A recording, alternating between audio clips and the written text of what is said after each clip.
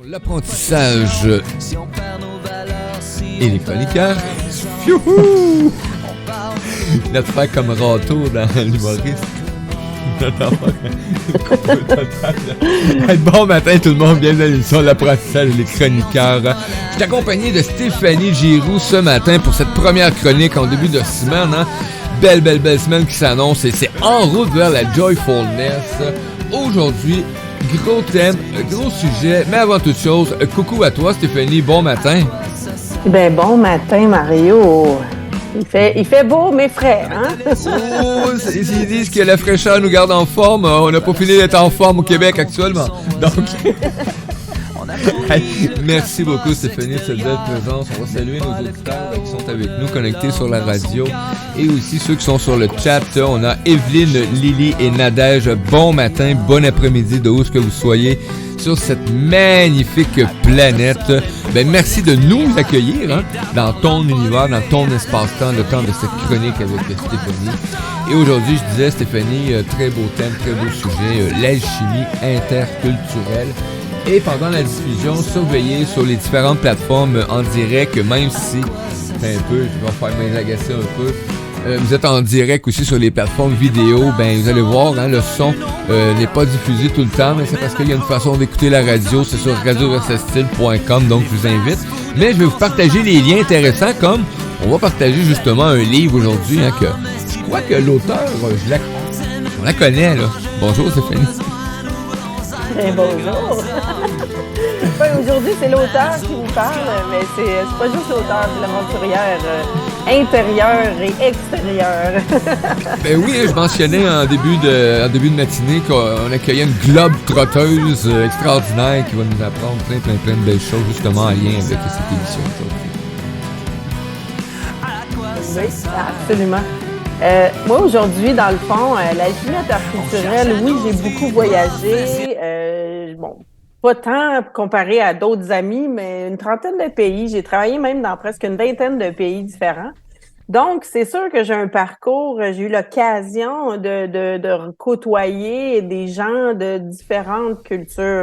Mais ce que je me suis aperçue en faisant beaucoup de développement personnel et de voyage intérieur aussi pour mieux me comprendre et mieux comprendre pourquoi je m'adaptais si facilement aux autres cultures, c'est que j'ai compris qu'il y avait des dimensions, dans le fond, humaines qui sont intéressantes à prendre en considération quand on voyage à l'extérieur, c'est sûr, mais quand on voyage même à l'intérieur de nos familles, des gens autour de nous qui sont un peu différents, puis des fois, on n'est pas toujours conscient que ces différences-là créent des espèces de malaises qui sont absolument peut-être inutiles, entre guillemets, parce que c'est juste qu'on comprend pas les autres. Mais d'abord, je pense qu'il faut apprendre à se comprendre soi-même. Comprendre où est-ce qu'on se situe dans le spectre des dimensions humaines et comprendre que vu qu'on est d'une façon, ça se peut qu'on ait une réaction avec les autres qui est en lien avec cette façon d'être-là, nos valeurs, notre façon d'être à nous. Donc, un voyage intérieur pour mieux comprendre ses propres dimensions culturelles sur la route de la Joyfulness ici, à l'intérieur de nous, autour de nous et ailleurs, donc dans d'autres pays. C'est mieux se comprendre aussi pour mieux interagir avec les gens, peu importe aussi leur génération ou leur origine culturelle.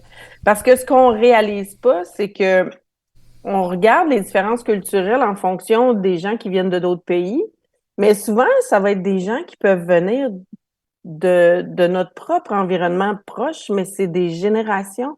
La culture a évolué depuis je sais pas, une cinquantaine d'années. La Révolution tranquille a apporté beaucoup de changements. Les technologies ont apporté beaucoup de changements. Tous les changements, beaucoup de changements, finalement. On change beaucoup, quoi. mais c'est vrai quand même. Tout est une question d'évolution puis de changement à chaque fois. Et on salue... Étant experte en gestion de changement, ça a l'air d'être mon mot-clé ce matin pour débuter tout ça. Mais en fait, pourquoi se questionner sur les dimensions culturelles? C'est pour mieux comprendre l'origine, c'est sûr, des différences entre les gens, diminuer les jugements de valeur, comprendre ses propres réactions et celles d'autrui, tu sais, ça peut aider à ce niveau-là.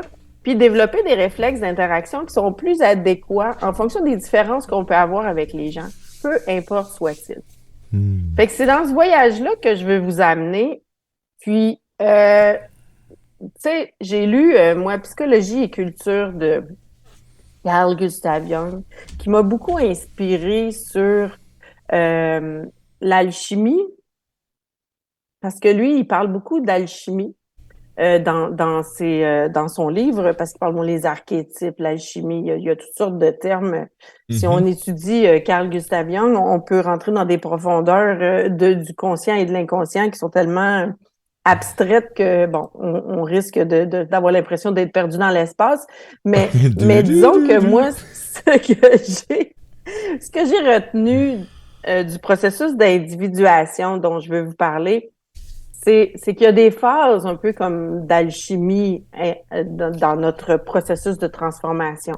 J'en parle dans mon livre de l'alchimie interculturelle, mais j'en parle aussi dans mon livre sur Mes orteils expérimentent l'extraordinaire, qui est un autre sujet d'émission qui s'en vient. Les expériences extraordinaires. Les expériences extraordinaires. Oui. Evelyne qui te mentionne très intéressant comme sujet, donc ben merci Evelyne de ta présence. Ben merci. Donc, quand on parle des phases de l'alchimie, de notre transformation personnelle, la première chose, c'est d'apprivoiser notre inconscient. Parce que on n'est pas conscient toujours de toutes les programmations mentales qu'on a développées avec le temps. Et on agit d'une façon un peu programmée parce que, tu sais, les gens, ils vont nous observer, ils vont dire, ben, toujours le même type de comportement ou de réaction aux choses. Mais toutes ces réactions qu'on a, ces réflexes qu'on a, c'est l'inconscient qui nous amène ça. Donc, si on apprivoise notre inconscient, on commence à voir que derrière tout ça, il y a peut-être des dimensions ou des éléments, des décisions qu'on a pris dans le temps qui ont fait qu'on agit d'une certaine façon. La deuxième phase, c'est d'élargir ma conscience. Donc, élargir ma conscience de moi, du soi, là, de dire, OK, j'agis d'une façon, mais je suis beaucoup plus que ça. Donc, élargissons. Essayons de voir, tu sais, si je comprends mieux des subtilités de qui je suis, ben je vais pouvoir voir qu'est-ce que j'aime moins, qu'est-ce qui est important pour moi, puis qu'est-ce que je devrais peut-être laisser aller. De là, la phase 3, qui est libérer les limites du vieux moi. Parce que quand on prend conscience de qui on est vraiment, on se dit, bah, il y a du good, il y a du bad, hein? Il y a du ugly. Donc, le bon, le mauvais et le laid. et l'extraordinaire. Donc, faut aller vers ce qui est bon, mais le reste, faut se libérer des limites, des croyances limitantes, des choses qui sont peut-être des concepts qu'on a adoptés ou des dimensions. Quand je vais parler des dimensions culturelles, ça va vous challenger sur des drôles de places, vous allez voir. Donc, se libérer du vieux moi puis des points de vue qui sont peut-être plus nécessaires. Et la quatrième phase, dans le fond, c'est vivre et interagir en tant que soi. Tu sais, dans le fond, si on purifie, hein, l'alchimie, c'est de purifier, de transformer le plomb en or, mais c'est de purifier. C'est un processus de purification. Donc, plus on est soi, plus on va interagir de façon joyful, de façon de joyfulness. Non, mais on va interagir de façon plus réelle, plus authentique, plus vraie, plus ça va tranquillement, pas vite, dans le fond, nous permettre dans le fond, de s'ouvrir de plus en plus aux autres parce qu'on va bien se connaître, on va être bien dans notre peau, mais on va aussi comprendre même les choses qui sont peut-être inconscientes parce que ça a été programmé de cette façon-là. Donc, dans la première phase d'individuation, on parle d'apprivoiser son inconscient. Mais c'est quoi l'inconscient? La semaine passée, la dernière capsule, chronique, était sur les préférences comportementales, dans le fond, les couleurs de notre personnalité. Ben ça donne déjà un peu une idée. On parlait de la perception de l'environnement. Vous allez voir comment je vais démontrer, dans le fond, que ça vient influencer aussi nos dimensions culturelles. Donc, petit rappel, on disait qu'on pouvait avoir une perception hostile de l'environnement ou une perception favorable. Donc, ça, c'était la première prémisse. Et après ça, on pouvait être plus agissant ou plus acceptant de l'environnement. Donc, ça a créé des personnalités plus rouges dominantes, plus jaune influente, plus stable, qui était le vert qu'on parlait, Oui. et le bleu conformiste que toi et moi, Mario, Je dis on ça. a beaucoup besoin de développer ou en tout cas de s'accompagner de gens qui vont nous aider quand on a besoin. Et c'est drôle parce que pendant que tu étais en train de parler, il y a quelques secondes, Evelyne qui est en train de dire Alchimie fonctionne aussi sur les roches, les pierres semi-précieuses. De là, elles aussi se transforment et elles font plus rapidement lorsqu'elles reçoivent des paroles positives. Elle dit, c'est exactement ce qu'elle dit pendant que j'écris LOL. Donc... C'est bon, c'est excellent. Donc, moi c'est une part d'observation parce que ayant étudié en gestion de ressources humaines en grosse partie, j'avais une majeure en ressources humaines, donc organisationnelles et tout ça. Il y a une partie de tout ce qui touche les comportements et tout ça. Donc, dans un de mes cours, j'ai fait aussi, dans le fond, les dimensions culturelles. Mais là, tu sais, quand tu apprends plein de théories, à un moment donné, tu as besoin de faire du sens de tout ça. Et là, je me suis dit, OK, si je regarde toutes mes théories, là, je me suis mis à schématiser tout ça, puis à me dire, voici ce que j'observe. Dans le fond, la perception de l'environnement va influencer nos comportements, mais non seulement nos comportements, mais elle va influencer notre système de valeurs puis nos dimensions culturelles. Donc, si j'observe que l'environnement est plus hostile, j'ai un besoin de sécurité. Donc, tu sais, si on perçoit que l'environnement est hostile ou qui est dangereux ou qui est pas, ben, on va avoir besoin de sécurité. Si, au contraire, on observe que l'environnement, si on perçoit l'environnement comme étant favorable, ben, on va avoir plus de facilité à aller vers la recherche de liberté. Donc, ça va être plus aisé d'être dans la liberté, alors que si l'environnement est hostile, on va avoir plus besoin de sécurité. Si on revient sur le sujet tabou de la pandémie, nous étions habitués d'être dans une société qui avait beaucoup, quand même, plus de liberté, avant la pandémie. Pendant la pandémie, on a dit l'environnement est hostile. On est en danger d'une pandémie, donc de tomber malade, puis d'avoir des répercussions sur tous les systèmes en place. Ouais. Et là, on est venu, dans le fond, mettre l'emphase sur la sécurité des gens au détriment de la liberté des gens. Et ça, on l'a ressenti dans les tripes ici au Québec. En France aussi, je me souviens parce que je suis allée en France pendant la pandémie aussi. Et bon, donc ailleurs en Europe, j'imagine très bien aussi. Donc, on est dans des sociétés, tu sais, si on pense dans le fond au pays, tu te dis, bon, les pays, il y a des pays qui ont eu de la guerre, ça se pourrait que leurs besoins de sécurité soient plus grands, puis ça vienne historiquement influencer les dimensions culturelles qu'ils ont. Alors que dans les pays occidentaux où on est allé plus vers la liberté, en Amérique du Nord notamment, mais plusieurs pays d'Europe aussi, ben on a peut-être ouvert sur plus de liberté puis d'aisance ou de facilité sur les dimensions humaines. Donc c'est quand même quelque chose d'important. Puis si on regarde avant, nous, il y a 50 ans, peut-être dans notre société, c'était beaucoup plus contraignant qu'aujourd'hui. Donc, la sécurité était, l'environnement était plus perçu hostile à l'époque que maintenant, peut-être. Donc, c'est venu influencer, c'est pour ça que c'est venu influencer les générations aussi. Parce que tu te dis, la vieille génération sont plus stricts, sont plus sur certains principes, ils ont moins peut-être d'ouverture sur certaines choses, mais il faut pas oublier qu'ils ont été élevés, éduqués, instruits dans un contexte où l'environnement était beaucoup plus hostile qu'aujourd'hui. Et donc, c'est venu influencer leurs valeurs. Et si on pense à ça, ben, ça peut aider à comprendre les autres générations.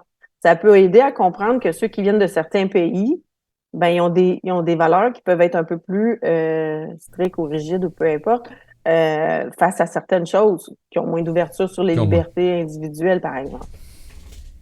Hmm. Fait que c'est un peu, dans le fond, la prémisse, je trouve, de comprendre qu'encore là, notre perception de l'environnement fait toute la différence. Donc, une perception que l'environnement est hostile, on va chercher la sécurité. Une perception que l'environnement est favorable, on va aller chercher la liberté. Donc, de là, l'importance dans nos vies individuelles de trouver le moyen d'avoir l'environnement le plus favorable possible. Qu'on se sente le plus libre, quoi. Ben, c'est parce que, tu sais, si on est toujours dans un besoin de sécurité, c'est Ben, qu'il y a peut-être quelque chose dans notre environnement qui est pas favorable à notre plein ouais. déploiement, à notre pleine évolution, tu sais.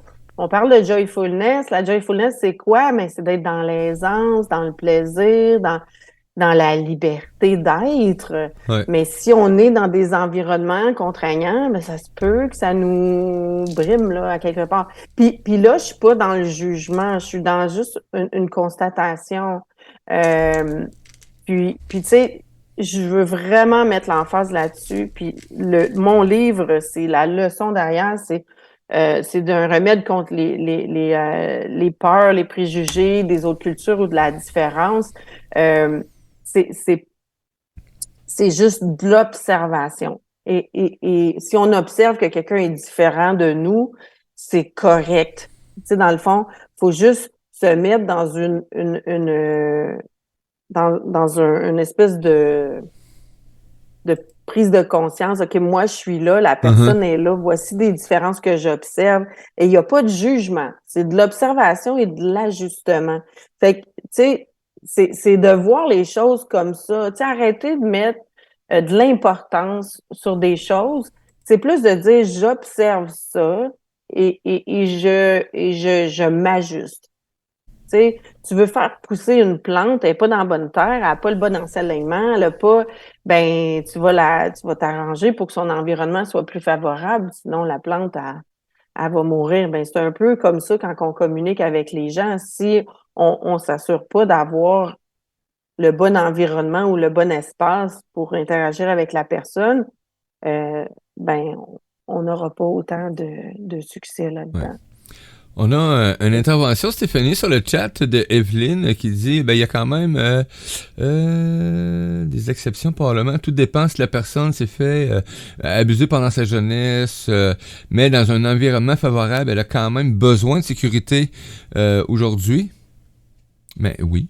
Oui, oui, mais Evelyne, écoute, tu peux être dans un environnement qui paraît favorable, mais si tu as été abusé, cet environnement-là, dans ton fort intérieur, est devenu hostile, là, Mm. parce que tu as vécu un abus. Donc, le trauma est là, puis c'est sûr que euh, ça va venir faire des choses en dedans de toi, là, par rapport à tes propres valeurs ou dimensions, Mhm. ton besoin de sécurité va être là. Mais comme je dis, c'est plus de regarder ça en macro, là, tu sais, une perspective qui est plus générique.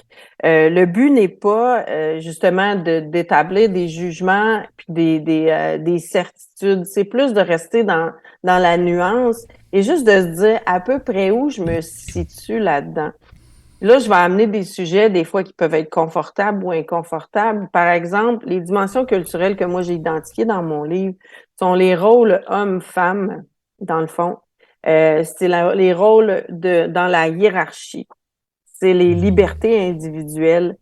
Le rapport à l'ambiguïté, à l'incertitude, comment on gère ça, et le rapport au groupe. Je vais vous les expliquer plus en détail, mais toutes c'est les 5 dimensions que j'ai identifiées particulièrement, il y en a plein d'autres, parce que je trouvais que c'était intéressant de l'amener dans le contexte. Quand j'ai écrit mon livre, c'était dans une période où il y avait, dans le fond, ça brassait beaucoup au niveau des cultures, là. On était dans la période ici au Québec il y avait déposé la charte des Mm. valeurs québécoises qui était un peu plus restrictive que ce qu'on était habitué de connaître avant.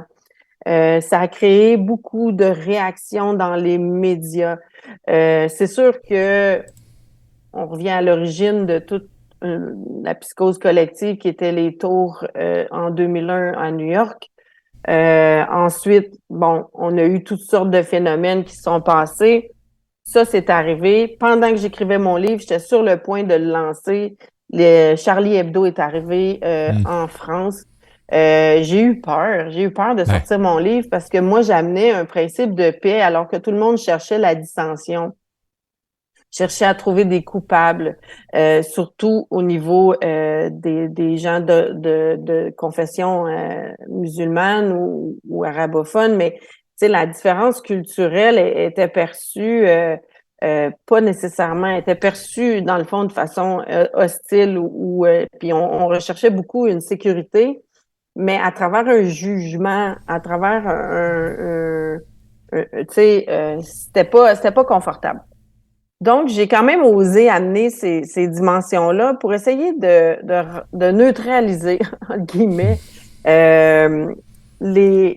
tout ce qui était stéréotype et amalgame. Le but, c'était de dire, revenons à l'humain un à un, puis essayons de se comprendre soi, puis de peut-être comprendre notre interlocuteur sur ces dimensions-là.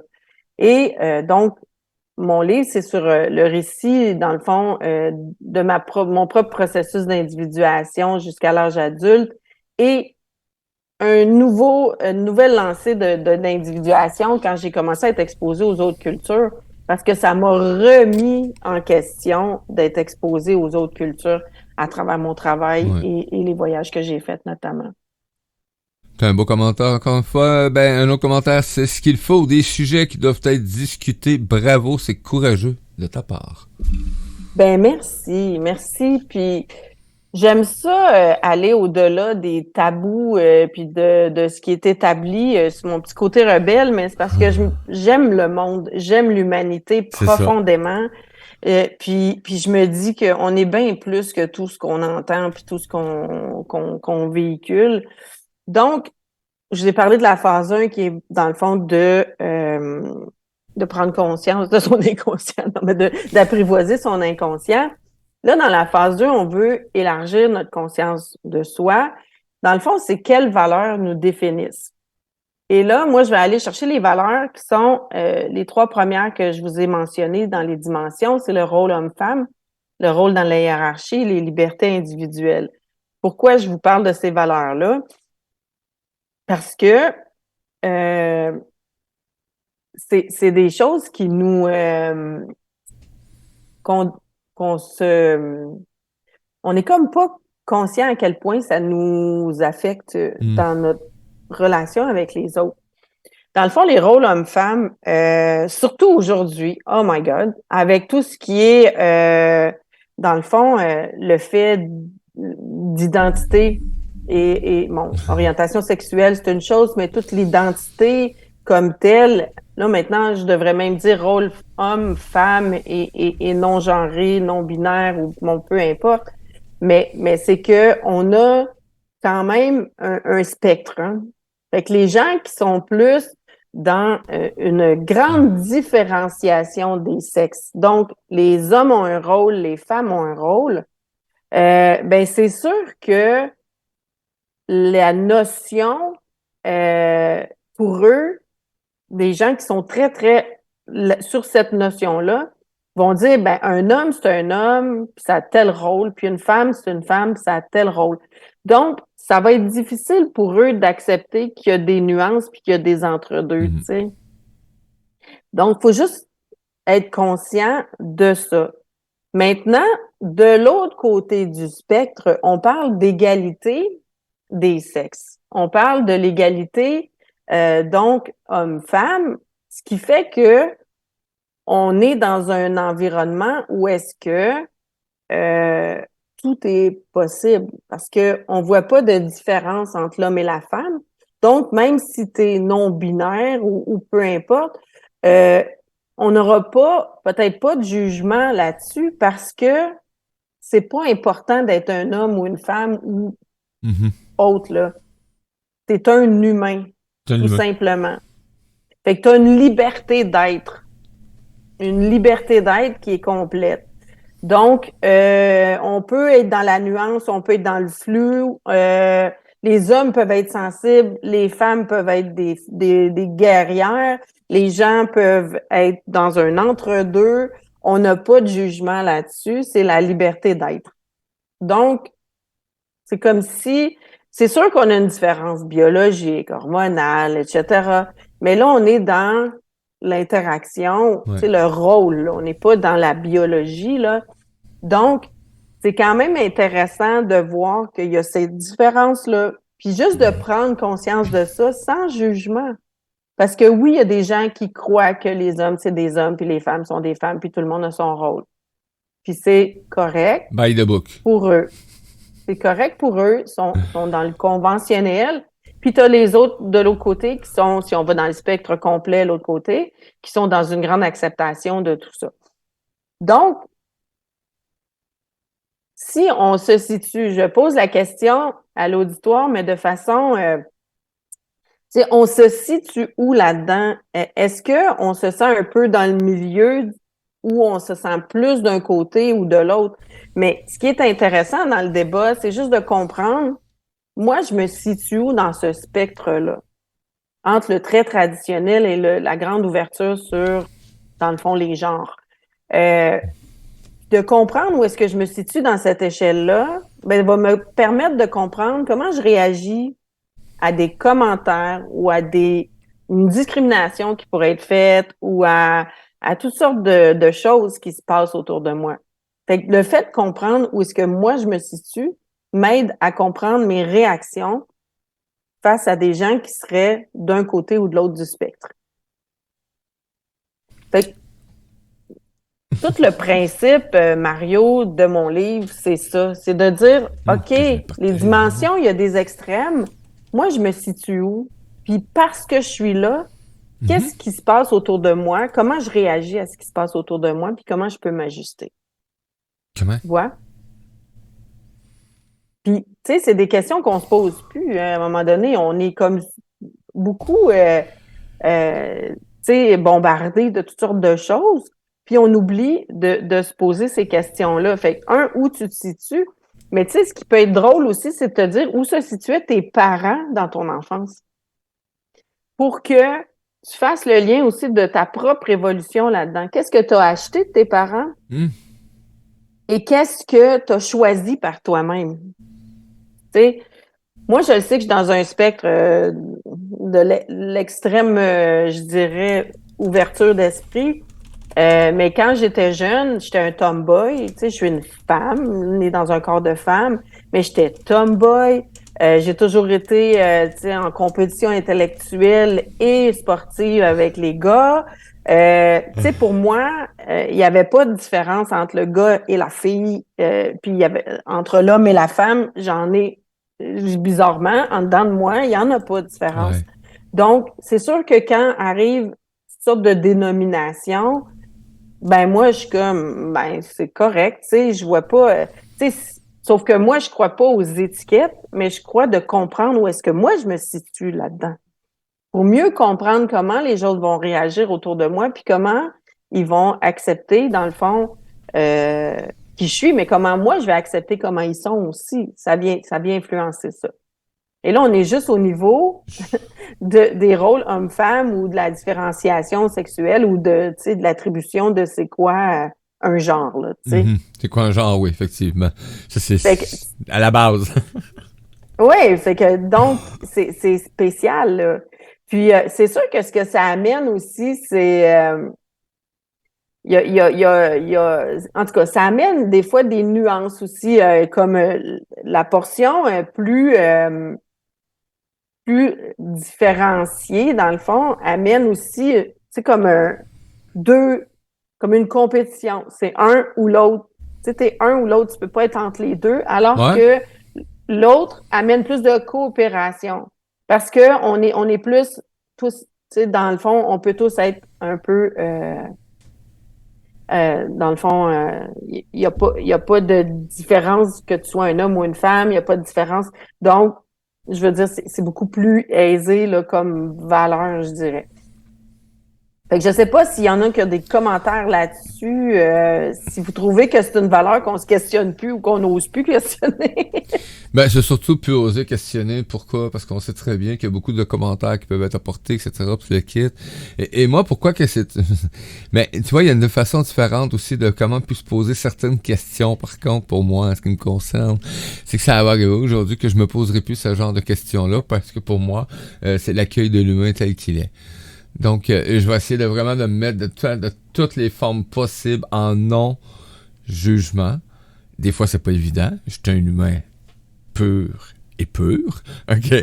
On peut pas le nier, là. J'ai un cœur, j'ai un... Bon. Sauf que j'essaie toujours de me mettre toujours dans une situation de non-jugement en premier. Ça veut dire ce que je fais, ça veut dire que je laisse aller toute forme de perception, les premières perceptions en tant qu'humain. Les premières perceptions que tu as, c'est le regard. Tu vois. La plupart, on dit qu'il y a de pourcentage d'humains qui vont être là, OK? Donc, après ça, la deuxième perception, ça va être l'odorat. Et là, bon, on est simultané, hein? L'odorat, l'ouïe, l'écoute, la voix, ce qui résonne, etc. Puis le kit. Donc, j'essaie de pas mettre...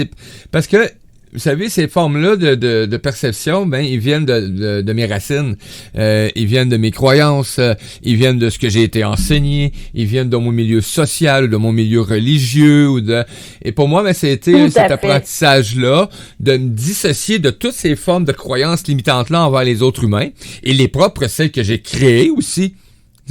Parce que tu n'en viens... Mario, tu pourrais pas mieux dire le point que j'essaie de faire avec les dimensions culturelles. C'est exactement ça. Dans le fond, tout ce que tu dis là, c'est la prémisse de pourquoi comprendre. Tu sais, tu dis on perçoit, nos sens perçoivent et tout ça.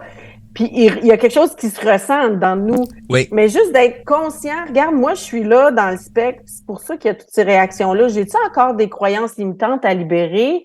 Ou est-ce qu'il y a des choses qui sont importantes pour moi, puis c'est correct que je me respecte là-dedans aussi? Puis, tu sais, oui, on veut être dans le non-jugement. Il y a des sujets qui sont difficiles à aborder aujourd'hui encore plus. Mais pour moi, c'est comme, mais parlons-en sans jugement. Moi, j'ai pas de jugement. Tu sais, oui, je rencontre des personnes avec les voyages que je fais. J'enseigne au Maghreb, en Afrique. J'enseigne, tu sais, un peu partout dans le monde. Je rencontre des gens qui ont des façons de voir les choses qui sont différentes de moi. Est-ce que je les juge? Est-ce que je mets une étiquette? Non, jamais.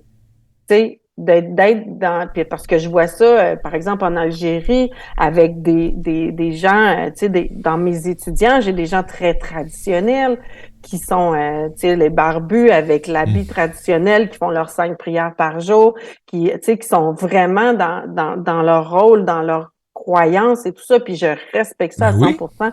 Leur femme est à la maison avec les 5 enfants et c'est comme ça là-bas.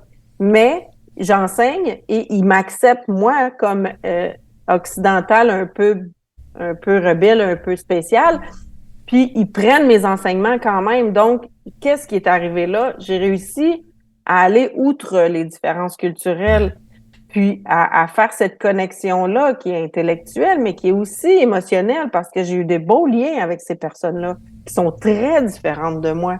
Parce que je suis pas dans le jugement de leurs valeurs, ils sont pas dans le jugement des miennes non plus. Ça va? Donc, l'autre dimension, c'est les rôles dans la hiérarchie. Ça, c'est un autre élément qui peut vraiment bousculer notre rapport à l'autorité, dans le fond. Tu sais, est-ce qu'il y a une autorité élevée? Bon, le père de famille, là, on parle, oui, il y a le rôle de genre, mais l'autorité, là, le père de famille qui dictait tout, ou tu es dans une entreprise où c'est très hiérarchique et, bon, ton patron, t'en as presque peur, ou on est dans une relation d'autorité gouvernementale qui nous impose des choses. Puis là, je parle d'ici ou d'ailleurs, là. Mais donc, c'est une sensation, peut-être mais pas une sensation, c'est en fait une observation d'une distribution du pouvoir qui est peut-être inégale, mais les gens comprennent leur place dans ce système-là. Donc, quand l'autorité est très élevée, quand la hiérarchie est très grande, dans le fond, qu'il y a une grande distance hiérarchique, On a donc les gens comprennent leur place dans le système. Ils remettent pas ça nécessairement en question. Donc les moins entre guillemets puissants ou les moins, tu sais, ils vont accepter, puis ils s'attendent à ce que le pouvoir et l'autorité soient comme ça, mais ils s'attendent aussi à ce que l'autorité leur dise quoi faire, là. Ils s'attendent pas à devoir se débrouiller nécessairement tout seul, ce qui est particulier. Alors que de l'autre côté, si on parle d'une hiérarchie aplanie, donc d'égalité des personnes, plus que tout le monde est au même niveau, ben là, on s'attend à ce que le pouvoir soit partagé et dispersé entre les personnes. Tout le monde se voit mutuellement comme étant des égaux. Et égaux, G-A-U-X. Et j'ai... Oh! Ils recherchent l'égalité, la distribution équitable du pouvoir, puis ils demandent des justifications quand il y a des inéquités. Alors, tu sais, quand on se questionne là-dessus, c'est quand même intéressant parce que, tu sais, vraiment, notre notion de l'autorité, c'est quoi, là? C'est quoi notre notion de, tu sais, dans de la hiérarchie, dans notre famille, au travail, dans la société? On s'attend à quoi? On s'attend-tu à ce que le gouvernement mette des lois, des choses en place pour nous gérer, pour contrôler la foule? Est-ce qu'on s'attend à ce que notre patron nous dise exactement quoi faire sans qu'on le remette trop en question? Est-ce qu'on s'attend à ce que une personne d'autorité dans la famille, que nos parents nous disent quoi faire? Ou est-ce que dans notre enfance, on a vécu ça puis que ça s'est transformé? Tu sais, l'autorité des parents, l'autorité d'un patron, l'autorité du gouvernement, on parle c'est ça, de ça qu'on parle, là, de la distance hiérarchique, du rôle dans la hiérarchie. Donc, quand c'est élevé, on a le sentiment, c'est comme je disais, de pas avoir beaucoup de marge de manœuvre, ou que notre opinion sera peut-être pas trop entendue. Alors que dans une société d'égalité des personnes, très, très égalitaire, tout ça, mais c'est là qu'on va remettre en question les inéquités, qu'on va être capable d'en discuter, qu'on va être capable d'apporter, dans le fond, une autre façon de voir les choses. Tu sais, quand je ramène, si on est en danger, peut-être qu'une autorité, si on n'est pas, tu sais, comme je parlais, l'environnement est hostile, on a besoin de sécurité, mais l'autorité peut devenir quelque chose de rassurant. Alors que si l'environnement est favorable, peut-être qu'au contraire, on a le goût d'être libre, puis d'avoir de l'égalité, de ressentir cette égalité-là de façon, et d'être capable de dire quand c'est pas équitable sans être en danger, là, dans le fond. Est-ce que tu as un commentaire, Mario? On a Evelyne qui dit que moi je fais des séances avec des jeunes, ils sont le trois quarts, ils ont OK. Il y en a le trois quarts qui ont un mal-être, hein, vu qu'ils ont été élevés beaucoup sur les réseaux sociaux. Ils ne voient pas tout le temps la réalité de la vraie vie. Ils ont souvent en conflit avec ce qu'ils sont et qu'ils présentent là-dessus. Et ce n'est pas nécessairement vrai. Ce n'est pas nécessairement... Pas pour vous, ce qu'ils sont et ce qu'ils présentent là-dessus. Et ce n'est pas nécessairement vrai. Dis-moi, est-ce que cela peut être le résultat des transgenres et des non-genres et de tout le reste? Mais, de pas savoir. OK. Ce serait quoi, dans le fond, la question? moi, je fais des séances avec des jeunes et ils ont le trois quarts un mal-être vu que les jeunes ont été élevés dans les réseaux sociaux et ce qu'ils voient ne sont pas la réalité de la vraie vie. Et ils rentrent en conflit de ce qu'ils sont et de ce qu'ils présentent là-dessus. Et ce n'est pas nécessairement vrai. Est-ce que cela peut être le résultat des transgenres et des non-genres et de tout le reste?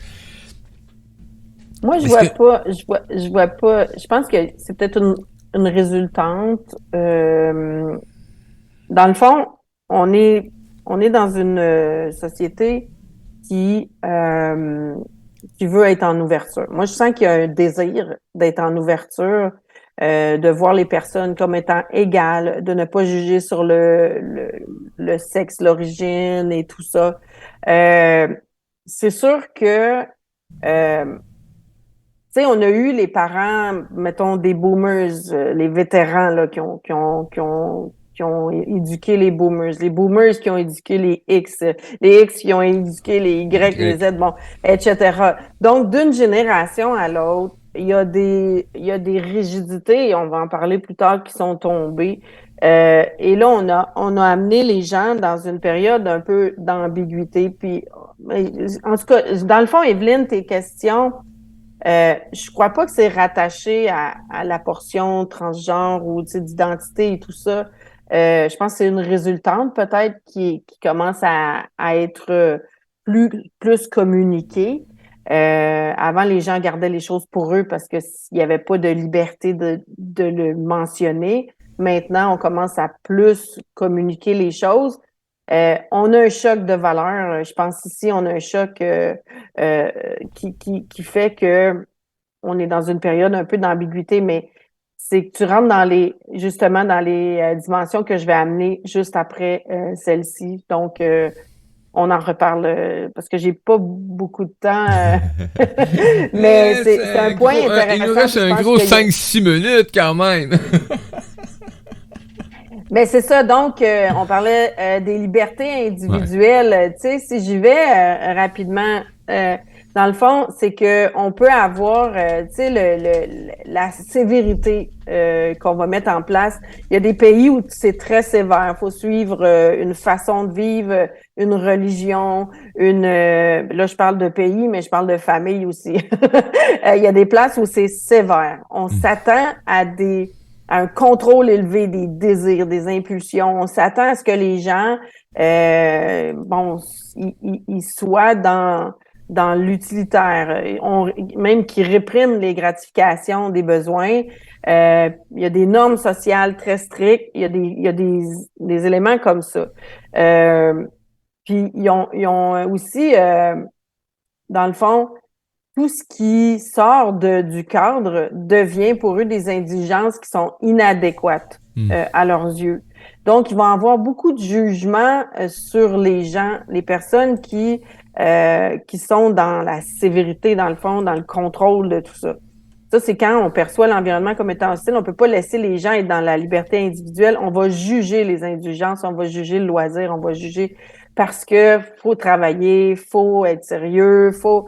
tu sais, il y a comme une contrainte, faut être pieux, donc il y a cette portion-là. D'un autre côté, là aussi, on est plus dans les indulgences des libertés individuelles. On a peu de contrôle sur les désirs et les impulsions.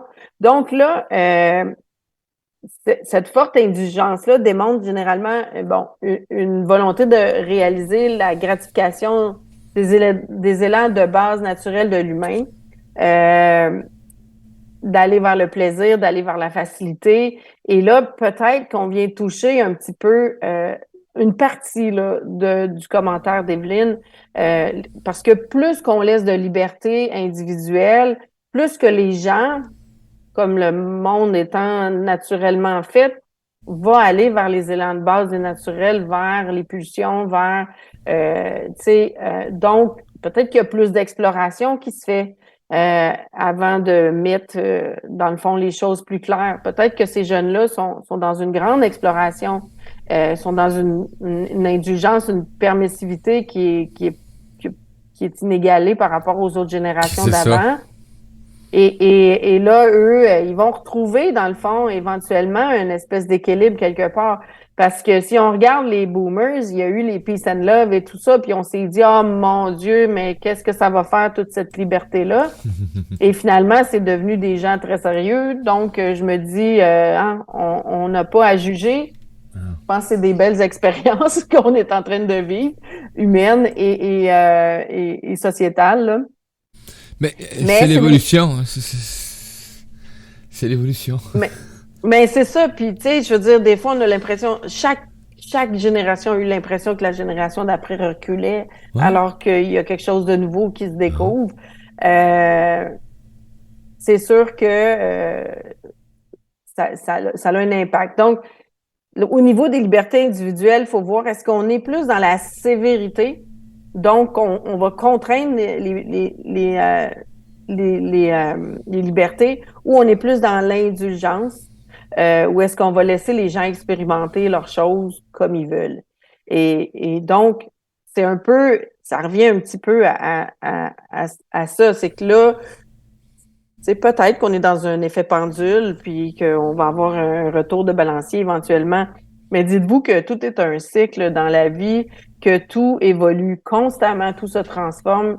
Puis, tu sais, on est peut-être ils sont peut-être dans la phase d'individuation, d'exploration, d'élargissement de leur conscience. Puis éventuellement, ils vont dire, hey, ça c'est bon, ça c'est pas bon, et ils vont venir dans le fond. Repousser les limites, ils vont changer dans le fond. Un processus va se faire, c'est ce que je peux dire. Tu sais, c'est peut-être de voir ça. Tu sais, on apprivoise notre inconscient. Deux, on élargit. Donc, on rentre dans une espèce de chaos, là. Puis c'est peut-être ça, là, cette période-là d'adolescence qui est le chaos dans notre vie, là, où est-ce qu'on explore, puis on va trop loin, puis on se ramène, puis aujourd'hui, ben peut-être qu'il y a moins de sévérité au niveau des parents, il y a plus de liberté. Donc, les gens, dans cette indulgence-là, ben ils vont encore plus loin que peut-être nous, on est allés, dépendamment de notre génération. Mais c'est un processus qui est normal. Puis de pas le juger, de plus accueillir, mais permet aux gens d'éventuellement pouvoir se repositionner plus sainement et éventuellement vraiment se découvrir là-dedans. C'est beau l'interculturel. La phase 3, c'est justement lâcher les limites du vieux moi. C'est qu'en ayant été dans l'exploration, peut-être qu'on va justement se débarrasser de certaines choses qui étaient des limites qui venaient de la génération d'avant qu'on va libérer. Et qu'est-ce qui va en devenir? Mais c'est la dernière phase, qui est la phase 4, mais pour l'instant, on lâche les limites du vieux moi après avoir compris, exploré et tout ça. Donc, qu'est-ce qui nous limite? C'est là que j'amène, dans le fond, comme un rapport à l'ambiguïté, contrôle l'incertitude. Tu sais, c'est un peu de dire, je comprends pas ce qui se passe. C'est ambigu, c'est incertain, je connais pas. Tu sais, comme ce qu'on voit tout le temps d'une génération à l'autre, il y a toujours des nouvelles choses, des nouveaux points de vue qui sont remis en question et on n'est pas nécessairement confortable. Donc, le premier réflexe, peut-être, quand on veut garder notre sécurité de ce qu'on connaît, ça va être d'être dans la rigidité, dans le fond, parce qu'on veut pas rentrer dans l'incertitude, on veut pas rentrer dans la nuance puis dans le mou, là, justement. Donc, on ramène au droit et à l'ordre, tu sais. Voici la vérité collective, là. Voici comment on est supposé de penser. Et c'est difficile, des fois, d'ouvrir. On est plus dans un monde formel où les codes sont rigides au niveau des croyances, des comportements qu'on attend des gens. On peut être intolérant aux différences, puis c'est parce qu'on pensait qu'on avait compris toutes les différences culturelles, les différences. Puis finalement, chaque génération nous amène le cadeau de nouvelles différences qu'on n'avait pas vues. C'est comme là, c'est l'aspect sexuel qu'on n'avait jamais remis en question, le genre. L'orientation sexuelle, on était comme non, il fallait fonctionner d'une façon. Puis maintenant, c'est tout remis en question. Les façons de travailler, les façons, tu sais, il y a énormément de choses qui sont en train de se transmuter, là. Et le rapport à l'ambiguïté, quand on va de l'autre côté du spectre, on est dans la tolérance. Donc, on apprécie les événements nouveaux. On valorise les différences.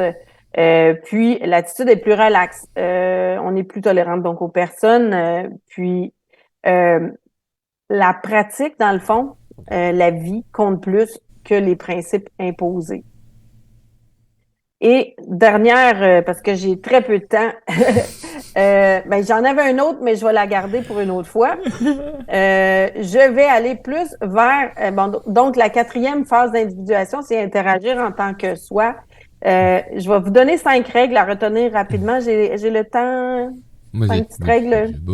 Donc, c'est 5 règles. C'est pas super. Des règles à travers tout ça. C'est prendre conscience de son ressenti, de nos perceptions, de nos filtres, tout en adoptant une attitude de respect envers les différences.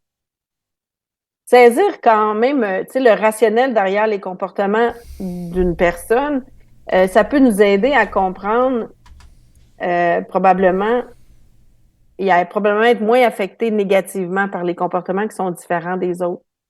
Arrêter de juger les gens selon nos propres normes et idées. Tu sais, dans le fond, c'est que si on se connaît mieux, on va comprendre d'où on part. Si on les juge pas, donc on va traiter les gens comme ils ont besoin d'être traités et non comme on aimerait ça être traités nous. Fait que ça aussi, c'est une belle distinction. Démontrer un intérêt authentique pour une personne qui est différente de nous. Si on a peur ou si on comprend pas, ben, aller au-devant en posant des questions légitimes, sans jugement, pour mieux comprendre. Puis, gardez votre lucidité, votre discernement pour tout ce qui est dans les véhicules de médias traditionnels, médias sociaux. Évitez les amalgames, évitez les jugements de valeur qui sont pas utiles. Non, pas utile. Pêcher par-dessus. Bon. Oh. Exactement. Donc, si vous voulez en savoir plus, j'ai le lien de mon livre est sur la plateforme. Ça peut être intéressant. C'est un livre qui permet de développer notre intelligence émotionnelle avec les autres cultures, avec les gens qui sont différents de nous. C'est une belle. Je raconte mes anecdotes, mais ça vous fait réfléchir sur vous. Donc, ça peut être intéressant un peu pour se brasser un peu les dimensions culturelles, puis avoir plus d'outils aussi pour mieux interagir, s'ajuster avec les gens qui sont différents de nous. Alors voilà pour la route vers la joyfulness. Hey, merci beaucoup Stéphanie pour ta belle présence, cette belle chronique que tu nous as apportée. Les auditeurs et les auditrices ont apprécié. Evelyne qui dit merci, très bon sujet, j'ai adoré. On a eu des bons échanges aussi. T'es en réécoute de cette émission, mais tu peux aller sur les liens, justement découvrir aussi les activités de Stéphanie, ce que Stéphanie apporte dans sa vie et apporte dans la vie des autres. Ses livres aussi, hein, parce qu'il n'y en a pas juste un, vous pouvez tous les découvrir. Vous allez voir, il y a un lien qui circule, là, donc je savais pas que t'en avais autant que ça d'écrit en passant. Donc je savais qu'elle avait quelques-uns, mais je n'avais une couple que j'avais pas vu passer avec les années. Donc merci beaucoup. Moi je vous invite dans quelques minutes. Je suis accompagné d'Alex Saraf, on va parler de psychologie, on va parler aussi de il y a un rêve lui, c'est de faire une émission radio, mais c'est une radio FM, il va avoir un beau concept d'émission. J'œuvre avec lui pour l'accompagner dans cette réalisation-là quand j'ai une chance. Donc, on va le recevoir en entrevue. Alex qui avait fait la page couverture de l'édition de juin du magazine La Vie. Donc, à tout tantôt. Belle game, Stéphanie, mais encore une fois, on part sur la route de la joyfulness en ce début de semaine avec gratitude. Ben, bonne semaine à tous. Merci. Tout tantôt, gang. On se laisse sur la musique de Yannick Fieux. Respiration de la Terre.